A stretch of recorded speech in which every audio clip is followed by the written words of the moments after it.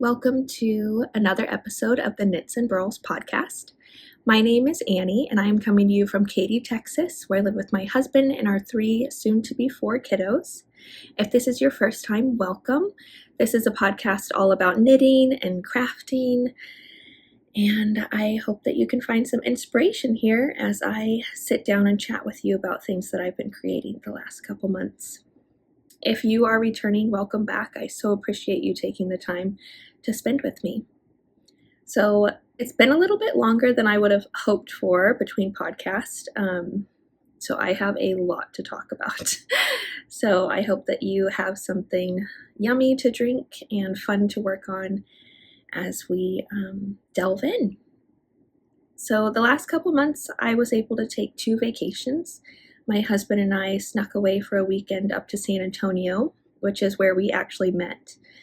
And we had a kid-free weekend, a couple nights out, just spending time together before we expand our family again, and it was so wonderful. It was probably the most relaxing vacation we've ever had. We just drank coffee and read books and walked around and listened to live music and ate really yummy food. So it was really refreshing. And then I also was able to go up to Missouri last month and visit my family, which is where I was born. We went up there for 2 weeks, so that was a really nice vacation that I got to see my mom and all of my grandparents. And yeah, so as a result, I just didn't have the time to sit down and chat with you, but I'm really glad to have been able to carve away some time today and catch you up on what I've been making. So I have a few finished objects. I actually took notes this time, which is the first time I think I've ever taken notes, but there was so much that I wanted to talk about that I didn't want to forget anything. So my first finished object I actually don't have. I showed it to you in my previous episode as a work in progress, I believe. It was the Boneyard Shawl by Stephen West, which is a free pattern that he has published. I knit mine in Lion Brand Comfy Cotton Blend in the whipped cream colorway, which was this really pretty creamy white. And I think I took footage of it, or at least a picture, so I'll insert that here so that you can see it. I wish I had it to share with you because the drape of that shawl was so nice. I was really pleasantly surprised with how nice that shawl turned out because it was very economical yarn, and it was super affordable. It was fast to knit. It has, I want to say 12 like ridges, so you have like a stockinette space and then a little purl bump, and then stockinette space, purl bump 12 times, and then you have a garter ridge border. So I was able to break it up really easily. I just had the goal of making one of those stockinette edges each day and then finish it off with the garter. I don't remember quite. I doubt that it took me, that I was able to finish it in 2 weeks, but it was at least close to it. So yeah, that was a really fun project. It knit up really fast, and I think it makes a great gift to give to people, especially people that aren't knitters, that don't know how to take care of wool. I think that blend of yarn that I chose was a really good option. So I gifted that to my grandma. I think I spoke in the last episode. She's just had a really rough year. She's had a lot of health issues, and her last living sister passed away. So I think it was the day after her sister passed away or 2 days after that I decided to cast that shawl on and gift it to her whenever we went to Missouri. So she was really happy to get it, and I was a little bit nervous that it was going to be too big for her because she's a really petite woman, but when she wrapped it around her, it looked great. So that was really fun to give to her. She actually, if you can see in this corner, she gave me a blanket. She had actually made this I don't think this year, but the year before, and just had it on hand. I think she was going to gift it to somebody, or I'm not totally sure what her intention was behind it when she first created it. But she hasn't been crocheting much since she's had health issues.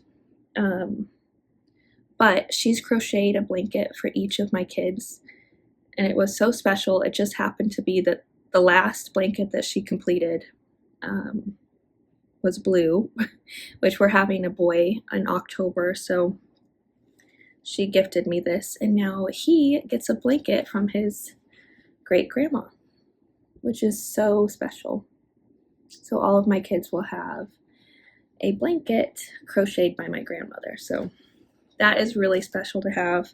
I hope that she picks up crochet again. I know she's been working on one blanket a little bit off and on recently, so we'll see if she gets back into it. I know she enjoys it, but just hasn't felt well enough to do it a lot. So yeah, I have no idea what yarn that is. I doubt that she knows too. But it's a really special blanket that was fun to receive and a total surprise, because I don't think I realized that she'd even made that. So that was really cool to get. Whew. Sorry if I'm out of breath. Yeah, I feel like, my lung capacity is ever diminishing day by day.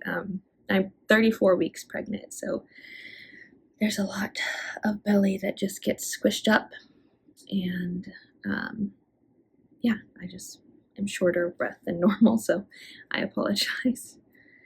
So the second finished object I have, I don't think I had these even as a work in progress last time. I can't remember. I've been making my kiddos socks this year. I wanted to make them each a birthday, a Halloween, and a Christmas sock. So this is my middle son's Halloween socks. And you've probably seen this yarn before if you've watched any of my episodes, because I use the same yarn for all of them. But this yarn is so much fun. This is PNW Pearls Co. And this is in her Monster Mash colorway. And it's on her 80/20 base. I'll put the name of it here because it starts with an S and it's really long, so I'm not totally sure how to pronounce it, but I know it's 80/20, which is my personal favorite base for socks. So my son just turned 5, and he's a bigger guy. So just for reference, I cast on 52 stitches on a US 1, and I made them a bit longer than they need to be, just so that he has room to grow. Honestly, I was thinking about this earlier, that these socks for all of my kids might fit them next year as well, which would be really nice, because I don't think that I'm going to be able to maintain the pace of sock knitting that I have this year with just each kid that we join in the family. Fingering weight socks, yeah, they just take a long time to complete. And so I don't know if it's feasible for me to complete, 3 pairs of each of them every year. So it would be nice if these fit them next year as well. But yeah, so another pair of socks complete. And I have one more finished object, which I know I didn't show last time because I don't know if I had even planned on casting this on. So I am currently test knitting the Linux pullover, and it is so close to being finished. It's actually right there if you can see it. Yeah, all I have is a little bit left of the yoke shaping and the neckband. So it's kind of big and bulky, and I didn't want to take that to Missouri with me. And then, yeah, just our car is really small, so I didn't want to worry about taking it up there. And then I knew people were wanting to send us home with some stuff, so I didn't want to have to lug it back home, a nearly finished sweater. So what I did was I cast on the ever popular Ranunculus. I'm sure that you have seen this. Yeah, it's one of the most popular patterns on Ravelry. This is the Ranunculus sweater by Midori Hiroshi. I don't know if that's how you say her name, so I apologize. Yeah, I've always wanted to knit this sweater. And I heard that it was really fast because I'm pretty sure it's on size US 10 needles. So I decided to cast this on and take it with me to Missouri, and it was the perfect, 2-week travel vacation knitting. This was absolutely perfect. It's a really intriguing yoke. A lot of these stitches, like these wraps, I had never done before. So she has a lot of different techniques that I had to look up the YouTube videos for. And I will link below. There's a woman that did a ranunculus knit along, and she goes through and helps you with some of these techniques, because in the ranunculus pattern, Midori also does that, but none of her videos have any talking. So it was a little bit difficult for me to pick it up. So I found this other woman's tutorials and I followed those, and it was very helpful for me. And I've been knitting quite a while, so yeah, but sometimes it's really helpful for me to just see the technique rather than just read it from the pattern. So yeah, I knit the size 3, which I believe is in the original pattern before she modified it to make the size range larger. I'm pretty sure size 3 was the only size that was in the pattern. It's like a 50-inch finished bust, something about that. And I used Quince and Co. Kestrel yarn in the Senza colorway. And I made like 3/4 length sleeves. I had 10 balls in my stash and I used 8.5, so I have a skein and a half left, which I have no idea what to do with. So if you have any suggestions, let me know. Otherwise, I'll probably list at least the full skein up on my Ravelry D-stash, because I don't know what you could knit with this yarn that uses just one skein, because it's not really a yarn that would be good for hats, I think, or mittens. But if any of you have experience with that, definitely let me know. This was a really fun yarn to work with. I'll have to put the fiber content up because I can't remember, but it's very fitting for Texas weather, and I'm really looking forward to wearing this once the baby belly is not quite so big. I tried it on, but I really just don't want to stretch anything out right now. So I am going to wait to wear this. Yeah, I don't think I have anything left to say about that. Oh, one thing I did want to say. For the bind off, I at first did Jenny's surprisingly stretchy bind off, and I don't know if it's because of the content of this yarn, but it made the hem flare so much. So I unpicked it and I just did a traditional bind off, like knit 2, slip it over, knit 1, slip over, and that worked really well, and it gave it a really nice clean edge. And I did that on the sleeves as well.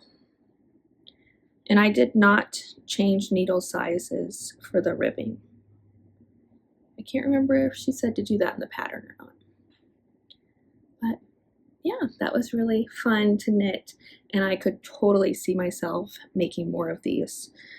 I don't know what it is about that pattern that is so much fun.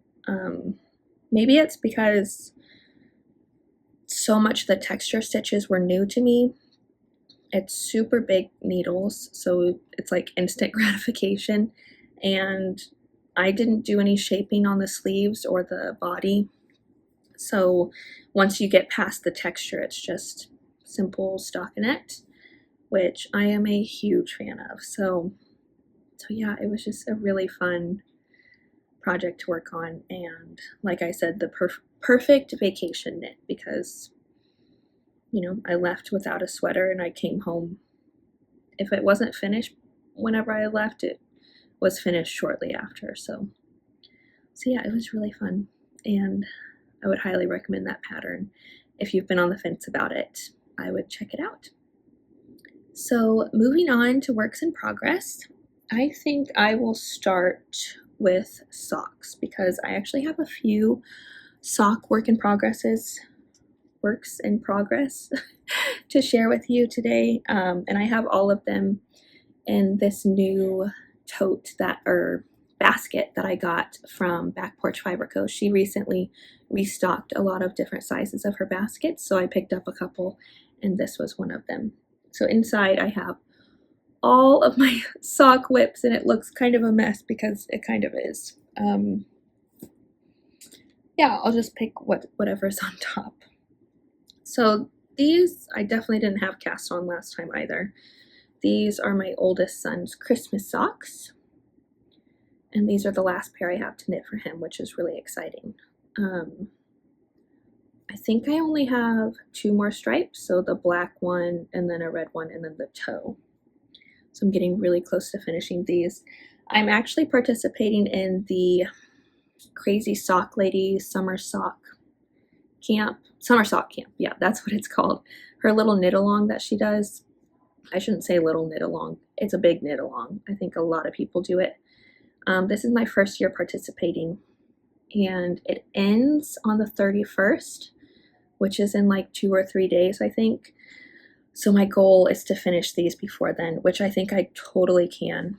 I think by the end of the night, I could be ready for the toe on this pair of socks, and then all I would have left to do is the toe. So I could enter these into her knit along. This is also P&W Pearls Co. This is in her Merry Krampus colorway, in the same base as the last one, the 80/20. So yeah, not much to say about these. My son is almost 7. I cast on 56 stitches on a size 1 needle.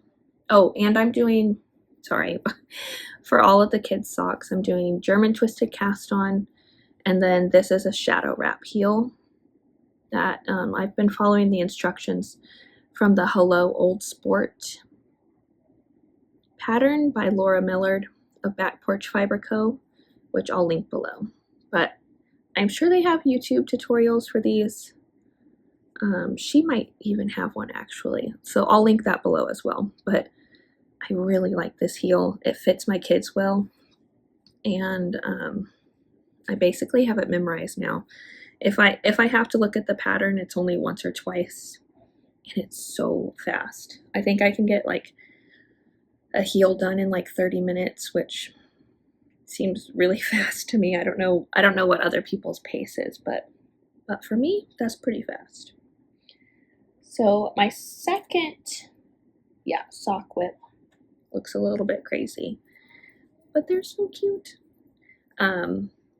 So I wasn't planning on making my daughter Halloween socks, but when I was working on Jackson's socks that are the same colorway as this, every time I would sit down and work on it, she would take it out of my hand and put it on her foot. So I thought, okay, if I finish his sock and I have enough left to make her a pair, I will. And I had just enough. So these are ready for the toe, and I'm hoping to finish the toe before the 31st so I can enter these as well. This was a random mini that I had in my stash that I thought matched well enough. My husband picked it out for me. And I'm going to have to do the toe in that color because this feels so good. This is all that I have left. 2 colors. I have an orange and a purple stripe, and that's it. Feels so good. So I was able to get 3 pair of decent sized socks. I mean, these are pretty big socks.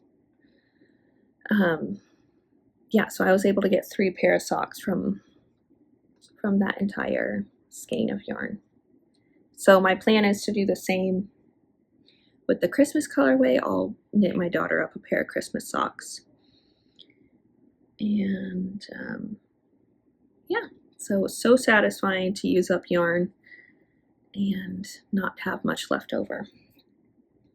Okay, so for hers, since I'm telling you all these stitch counts, I don't know if this is helpful, but whenever I first started knitting for my kids, I found this really helpful. So maybe you will as well, but she is 2 and I cast on 48 stitches for her. So there you go. Shadow wrap heel. Yeah, just super simple. These are definitely, like, they're bigger for her, but like I said, I hope that maybe they'll last this year and next. Kids' feet grow so fast, but I purposely knit them longer for each kid to try and get them to last as long as possible.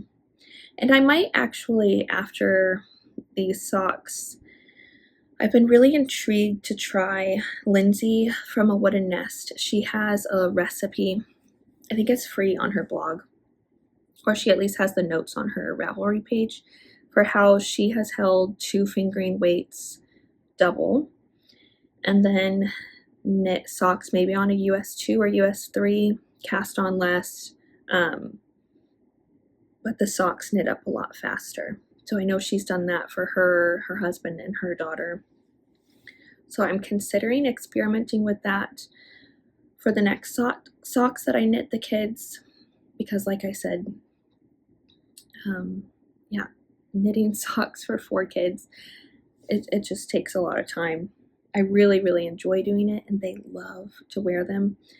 I mean, they'll even wear them now, and it's 100 degrees here, but they always have their hand knit socks on whenever they are washed. So I'd like to continue knitting them for them, and maybe the next batch of socks that I have to make, I'll experiment with Lindsay's recipe that she posted.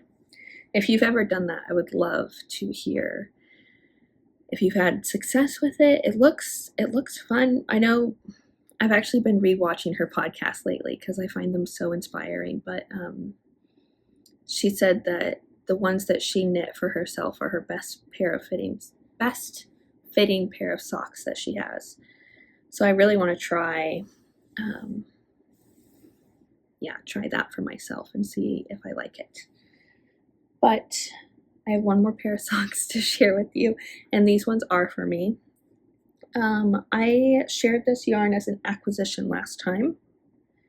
This is a Knitter's Homestead, and let me double check. This is her Gardenia colorway, and it's on her 80/20 base. Look how pretty this color is. I love this. I definitely will not have this finished by the 31st. I have quite a ways to go. I have big feet, so yeah, I've got a little ways to go. I'm knitting the Hermione's Everyday Socks, which is a free pattern by Erica Luder. It's a super popular pattern that I have never knit before, but I've always found it so beautiful. And when I saw this yarn, I knew that it would be perfect knit up into that sock. I hesitated to use this yarn for socks because it's so pretty, but now that I'm knitting with it, I'm really glad that I chose to make this pattern with it. It's a really simple texture. I will be honest, I think just with the phase, just with where I'm at right now in life, I've been really gravitating towards the stockinette stitch socks. So I think that's why I've kind of stalled on these and haven't finished them yet. Because when I sit down at the end of the night and want to work on stockinette, I just pick up the kid socks. So I need to get cracking on these and make some more progress. I flew through the leg and the heels and now I've just kind of paused. So I need to pick him up and put him back in my daily rotation. For this pair of socks, I am experimenting with reinforcement thread. I just thought it would be fun to experiment with. I'm holding it in the heel, and I'm also planning on holding it at the toe. I have some here to share with you. Let me get it out. So this is what it looks like. The brand is like Lang Jowl. I'll put it here because I'm not sure if I'm saying that correctly. I purchased mine from Paradise Fibers. And there's no colorway names, they're just numbers. But yeah, I figured why not experiment with it? If it makes my socks last longer, then I'll try it. So yeah, it's been fun to work on. It wasn't hard, you know, it's almost like holding a strand of mohair with your knitting. And I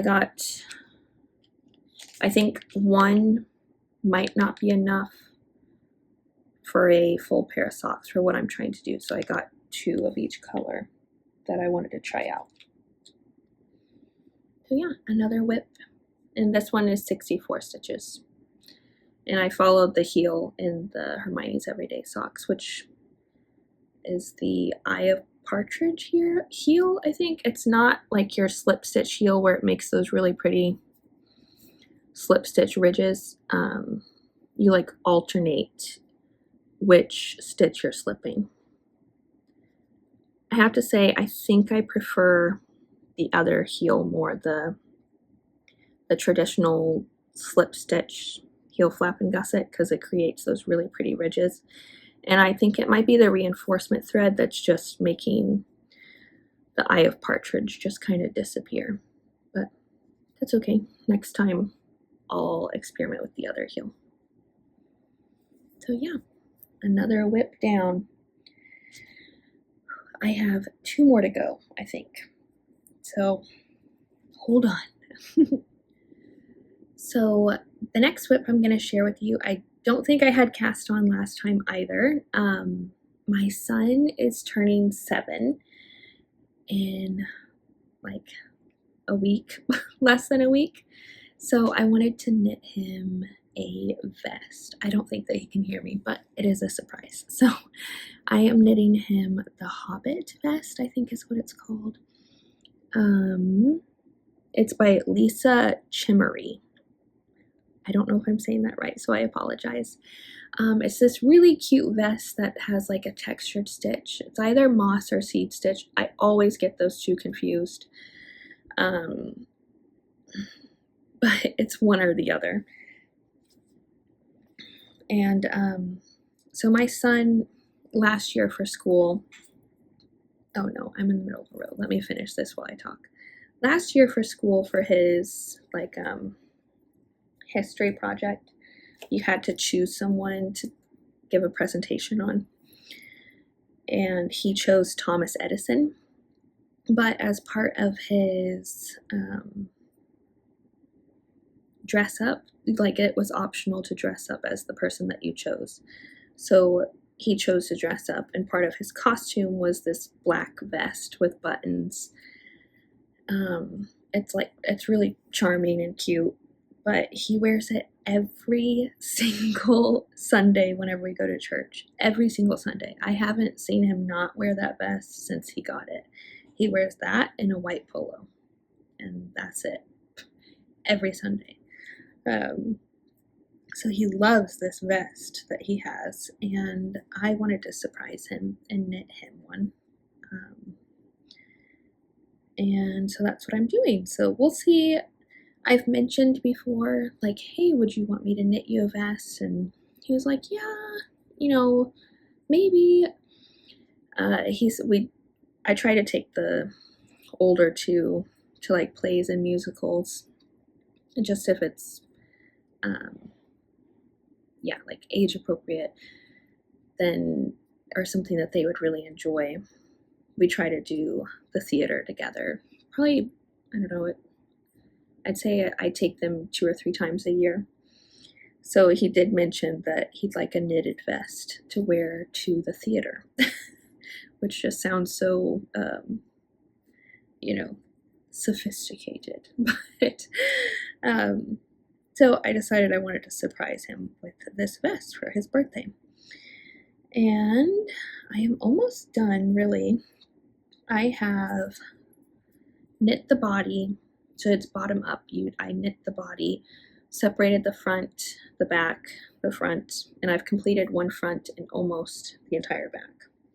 So I'm getting really close, and then I'm going to have to join them together and do the button bands. So let me try to share this with you. It's a little bit wonky because, everything's like at different stages. And this yarn is so hard to capture the true color of. It's a really pretty color. I thought it was going to be more blue, but it's more black with like gray and blue strands throughout in Tweety Flex.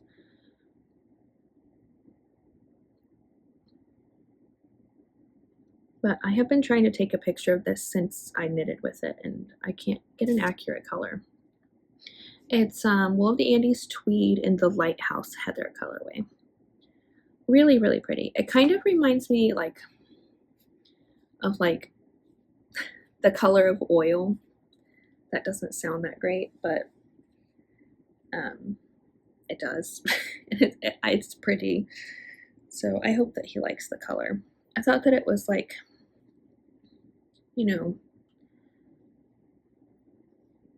it doesn't, I didn't want it like bright green or bright blue. I kind of wanted it a little bit more sophisticated, like I said. So here's what it's going to look like. So, you knit the bottom, you have the little pockets, and then this will be one front, the back, and then I'll pick up this front and attach it to the back as well. Looks a little crazy, but hopefully you get the idea. And I think it's blowing out a little bit just because it's a really dark color and hard to share. So this was the first time I've ever knit pockets, I think, like this, where you knit the pocket first, you knit the body, and then you attach the pockets while you're knitting. So, I have a little pocket inside that I'm going to have to sew down. So I really wanted to hear your opinion. If any of you have experience with this, do I block this and then come back and sew down the pocket? Because that would make sense to me, right? Or do you sew down the pocket and then block it? I don't know what to do. So if any of you have an opinion about that and would like to share, I would love to hear it. So yeah, I'm trying to think what else to say. I'm knitting the size 8. Yeah, 8-year-old size. And for this size, you need 5 skeins of the yarn, and this is what I have left.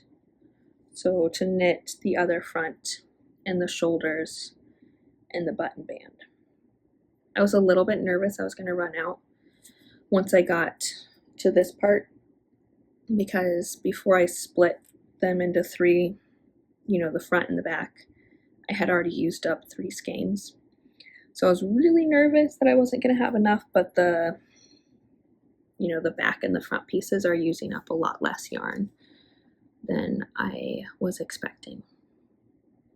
So that should be done very soon.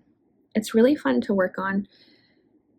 I think because it's such dark yarn and I'm having to maintain the texture throughout, I don't work on it a ton at night. And that's where the bulk of my knitting time is. So I've just been trying to sneak it in, like in the mornings when I have really good light, or during the day if I can. But yeah, if it wasn't such dark yarn, I'd probably already have it done by now, but I need that light. I think that is all I had to say about that project. It's been really fun to work on, like I said, and if my middle son expressed interest in a vest, I would totally make him one as well. But so far, he hasn't had any interest in that, and that's okay.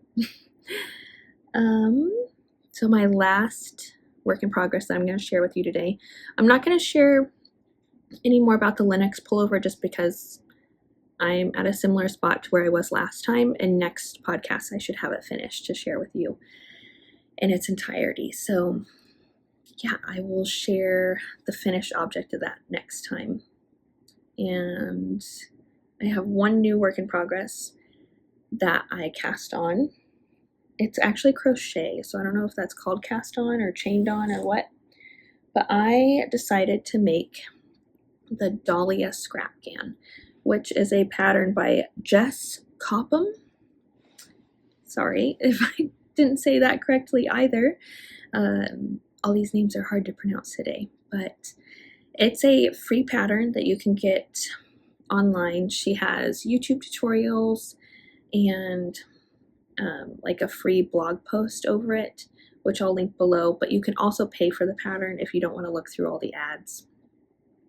So far I've been fine to look at it with the ads because to learn how to do it, I pretty much just had to watch her YouTube tutorial and then rewind the YouTube tutorial and then rewind it again. So I didn't even really look at the written pattern for the first few circles that you create. I found out about this pattern through Maker's Haven podcast. She posted a video recently and was talking about this blanket that she was working on, and it looked so much fun. She was talking about how fast it was. It uses like bulky weight yarn, and you only need to crochet like for a baby size, you crochet 16 of these circles, and then for like a throw size or a lap blanket size, I think, you crochet 20. And then there's another bigger size, which you crochet a lot more, I think like 50 something. But as if you are a returning viewer, then you know I've been trying to knit these last two kiddos of mine a baby blanket because I did with my first two, and I really want these last two to have a baby blanket from me. But I chose fingering weight blankets for both of them, and it's just taking me a long time. Kind of like going back to what I was talking about with the socks. It's just taking me a long time because it's a lot of knitting. There's small needles, small yarn.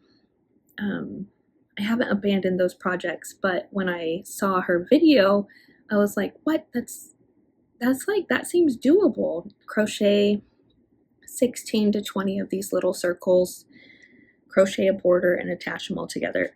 And you really, it just didn't seem like it would take that long. I know that she's been trying to crochet one a night, which seemed very doable to me. So I decided to give it a go, experiment with it, and I've totally fallen in love with it. It's really fun to work on. I have 9 done so far. Here they are. Aren't these so pretty? Oh, I love these. So this is going to be for my daughter. What's really I guess gotten the fire under my butt a little bit is she's like outgrowing her crib blanket that she has that's just like a store-bought blanket, but it's like a crib blanket size, and she's outgrowing it. So the project that I've been working on for her blanket, it's going to be a similar size, but I feel like she needs something a little bit bigger. So I've decided to crochet her up the second size that has the 20 circles, and I'm already almost halfway there, which is pretty crazy because I don't feel like I've committed very much time to it. But I got a fun color palette that I've been working away at. This is Yarn Bee Soft and Sleek, which I've talked about their yarn before. I love this yarn. It's like an anti-pill fiber, and I've knit my kids multiple things in this yarn. It's really enjoyable to work on, and it really is anti-pill. So let me show you the color palette that I've been working on. I have it in this giant basket, and this is what I've been pulling from. I will link the color names below that I chose, but I chose 8 different colors for the circles, and then I'm thinking of doing the linen colorway for the border to attach them all. And then my plan is right now to make 3 circles in each color, and that will leave me with 24 circles. I'm sorry, I feel like I'm like stumbling over this. That'll leave me with 24 circles, and then in the end, her blanket will be the 20 circle size, and then I'll have 4 left over to play with, and I think I'm going to make her a dolly blanket. So I will either do 4 circles for that, so like a 2x2, or I'll crochet up a few more and do a 3x3. I'm kind of leaning towards the 3x3, but we'll see how big this is. Once I put the border on the circles, I think I'll have a better idea of how big it is. But she really likes to line up her baby dolls, maybe like 3 in a row, and then try to cover it up. So I think 3x3 would be a better option. And then she could have a blanket and her babies could have a blanket because she loves her dolls. So yeah, that's what I've been working on, and I've just been trying to do 1 a day, and it's like it takes me like 30 minutes to make one of those. I am not proficient at crochet. Like it does not it's not as fast for me as knitting is, so I'm constantly looking at my hands, but to do 1 a day in 30 minutes is definitely feasible for me. So yeah, that's what I've been working on crochet wise. I'm using a size USM hook, and this is 9mm. I believe that this brand, oh yeah, Susan Bates. I had purchased another one, maybe like Knitter's Pride or something like that from Amazon. I'll put the name here, but I don't know what this is called. The hook, this part of the hook was so short that it just wasn't really working with how thick that yarn is. For my version, this is worsted weight, I believe. And what I'm doing is I'm holding it double. So I'm pulling from the center and the outside. And she tells you in your video, you modify the pattern a little bit to do that so that your puffs aren't too dense. But if you were using bulky weight yarn, it would be the same size needle or hook, but yeah, I'm doing worsted. So that's been really fun to work on. It's just kind of nice to have a different pace and to have little goals every day, like 1 circle a day is definitely doable for me. And I'm hoping to get that blanket done for her as soon as possible and maybe give it to her for Christmas. I think that would be really special. So the only thing I have left to share with you today is a little bit of acquisitions. If you follow me on Instagram, I already shared this, but Tiny Human Knits created Lord of the Rings colorways this last year for the Fellowship of the Ring. Lord of the Rings is one of my top stories. It's just such a beautiful story. And I don't think I had really found out that she was doing those releases until she had already started them. But she posted on her Instagram that she was going to post a few sets on her Etsy for like the full collection. So I thought, I'm just going to try. Realistically, I'm probably not going to get it because it was very, very limited. And she kept talking about that in her podcasts and on her Instagram, just that she feels pretty maxed out with that collection and ready to move on with it. So she didn't dye a ton. So I figured, well, I'll just try to get them. And if I do, then great. And if not, it's not a big deal. But I was able to get them. This is not one, sorry. Here it is. So she had a problem with some of her dye for this colorway. And this is the Eves of the Golden Wood. So I got this one as her factory seconds, which it is still absolutely gorgeous. I think that if you can see, some of the flecks are green, and I'm pretty sure they were supposed to be brown, so I think that was the problem with the dye that she was having.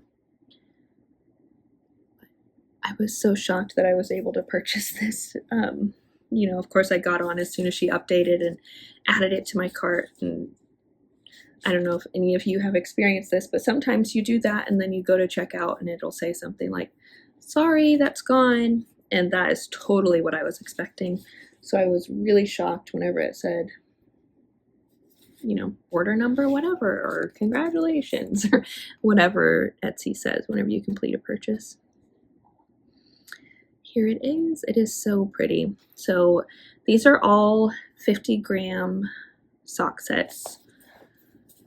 So I think you have 200 yards. Yeah, 200 yards for the main colorway, and then 80 yards for your mini. I'm really excited for these. I was going to ask if any of you have pattern suggestions. I really want to use up as much of this yarn as possible and not run out, So if I work my sock top down, I don't want to get to the end of my foot and run out of yarn because I made the leg too long. So if any of you have pattern suggestions for doing a toe up sock, preferably with a heel flap and gusset, I would love to hear them from you. I was considering the DRK everyday socks and maybe taking out the ribbing texture and just doing it plain stockinette instead. So if any of you have done that and enjoyed the fit of them, I would also love to hear that. So this will be coming up soon. I don't know when I'm going to start this. I might wait a little bit. Try to just make sure that I pick the right pattern and don't waste any of the yarn. But that was such a lovely surprise to be able to add to my stash. And I'm really happy that I was able to support her through purchasing that. If she does another release like she did with the Fellowship of the Ring, but does it every month, I think that's what I'll do instead, because it was kind of stressful to want to get the whole collection and know that if I didn't get it, that was it. So I think I would buy it monthly. I'm pretty sure she offered that one. The other acquisition that I have, this is Freckled Whimsy, and this is her Happy Birthday colorway. So my friend Laura surprised me with this, and I'm pretty sure she purchased a full skein and then split it in half so that both of us could knit socks together. So that is what this plan is. I don't know when we're doing that.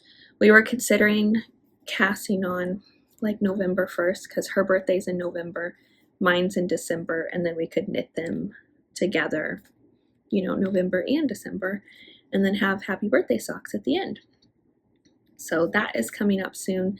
This is another 50-gram skein. So if you have any pattern suggestions, I could test it out on this one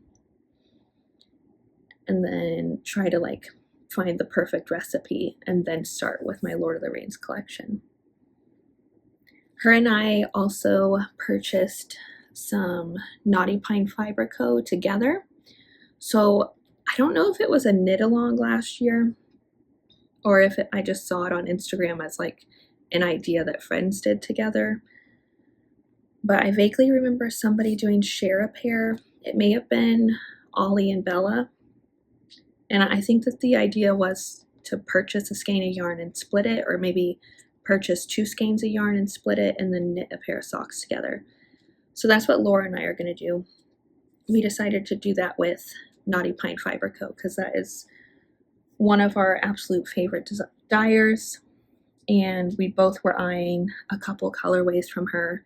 So we went in on it together, and we're going to cast those on soon. She has the yarn, I believe, or it's coming to her soon. And she's going to divide the yarn up and send it my way. And I think our plan is to cast those on maybe like September, sometime in September. I don't think that we've quite finalized a date yet, but as soon as I finish the kids' socks, I will be craving some vanilla socks. So if Laura is ready, then we will cast those on and get to working on them, which I think will be really fun. We talked about maybe doing like matchy socks. So if she does the cuff in one color, I'll probably do my cuff in the same color, and then we can have like full-on matching socks at the end. And I think that could be really fun. It's always really enjoyable for me to knit the same project as my friends. Do any of you guys have that with friends around your area or friends not around your area? Laura and I have really kept in touch that way, just by sharing ideas for projects and sharing progress with similar or the same projects that we are working on. But I think that might be all I have to share today. I kind of feel like I sped through that. I had a lot to share with you since it's been so long. I know last time I mentioned like book talk towards the end, but I don't know how long this episode is already, so I think I will save that for next time. My goal is to sit down and podcast again before baby boy arrives. So I should talk to you sooner than I did this last time. I actually have something really exciting that is happening next month. Maybe it's a guild, I'm not sure, but I think it is. The Houston Guild? I'm not sure. But I found a spinning class, like a fiber spinning, not like a bicycle spinning. I found a spinning class that's going to be offered next month that I was able to sign up for. So I'm pretty sure that she's going to teach you how to spin on like wheels and a drop spindle. I think that she's going to walk you through how to do both. It's a 3 or 4 hour class, and I've always wanted to learn to spin. I don't know if I have time capacity to add that to my crafting endeavors right now, but when I saw that they were offering a class, I totally jumped on it. I actually found it quite a few months ago, but the classes were consistently sold out. So for this one, I got the very last spot left in class, and I am really excited to attend that and experience that. I hope that I enjoy spinning. It looks so relaxing, and I'm really intrigued by different fibers. So I would love to experience that more. And yeah, so that is coming up, and next time I podcast, I'll be able to share it with you. I think you might leave with either some fiber or some yarn that you work on during the class. So I hope I do, and then I can share it with you. I'm really looking forward to that. If any of you are spinners and have suggestions on how to get started, I would love to hear your tips and tricks, and I'm sure a lot of us would. I think that it's just one of those things that's really daunting whenever you think about it. There's just so many spinning wheel options, and yeah, I get a little overwhelmed whenever I think about where to start. So if you have any suggestions on where to start, I would love to hear it. I hope that you are having a good August. It's still August, and that if you are starting back to school, that you're able to get some rest, and hopefully it's starting to cool down wherever you're at. If you're in the States, I know it's been so hot here, which I would expect no less in Texas. We've been here a few years now, so anytime people talk about, oh, my husband, yeah, he's been wanting it to cool off a lot lately. I'm like, it's only August. I mean, we have till like February, so we just gotta hold out. That's what it feels like, at least. But yeah, I'm hoping that the weather changes soon and that we get a little bit of a break from the heat. But I've enjoyed spending time with you today, and I hope to talk to you again soon. Bye.